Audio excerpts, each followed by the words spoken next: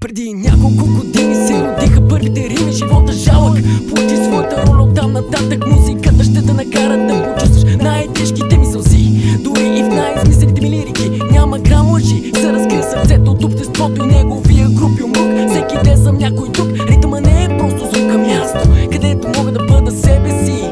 Не ме наричам си, аз съм си своята болка и усмивка, нищо повече от това пред хората без искреността. Но каквото кажа тук в тая песен ще си остане между теб и мен. За това ще бъда откровен. Нямаше да пиша, ако не бях затворен в този свят отровен, където грешка е дори на майка си да се доверя. На улицата потъна в мълчание, но почакай да се осамотя. И от болното ми съзнание нови листове ще бъдат изписани. Повечето ще са смислени и искрени. Аз с теб ще споделя само тези, които избера. Давам любовта си теб, взимай без срам. Преосмисля нещата, едва когато стана сам. Къде са приятелите, когато нуждата ми от тях е най-голяма? Тя ги няма. Обичам музиката след тъгата в тъмнината. Само тя остана, само тя остана. Давам любовта си теб, взимай без срам. Преосмислям нещата, едва когато стана сам. Къде са приятелите, когато нуждата ми от тях е най-голяма? Тя ги няма. Обичам музиката след тъгата в тъмнината. Само тя остана, само тя остана. Страстта отдавна в мен диша, мислите си трябва да събера и да започна отново да пиша. Нужно е нещо много повече от слух, за да почувстваш това тук. Кажи ми, притежаваш ли дух?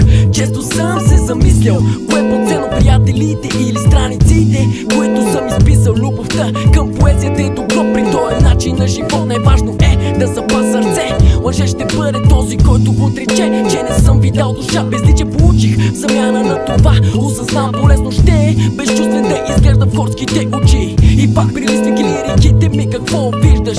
Думи или усмивки и сълзи, приятелю, да знаеш искреността пестя, но държа поемите си на последния раф, скрити от целия свят в един стар шкаф. Заедно с тях там съм погребал любовта и целия си гняв.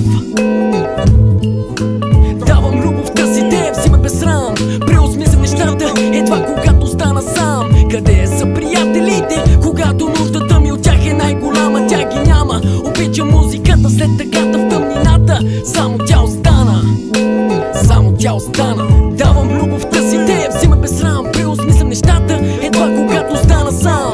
Къде са приятелите, когато нуждата ми от тях е най-голяма? Тя ги няма. Обичам музиката след тъгата в тъмнината. Само тя остана, само тя остана. Със силен глас отново аз ще изкрещя хип-хоп, да, това за мен е любовта. Пак пред белия лист намирам някакво вдъхновение на своята реалност, истинското отражение. Избледняващо мастило върху доста променлив фон, който олицетворение на първичния нагон. Приятели и хип-хоп свързани в едно, изпъкващи на фона на това сиво общество. Такива ще останем и заради нея ще живеем, без значение по своя път какво ще преживеем. Изпълнен с трудности и много сладка пот. Нали в тази музика намерихме смисъл на нашия живот, като един красив момент, който не се забравя. И нашите истински емоции винаги ще олицетворява. Само тя остана, да, само тя остана.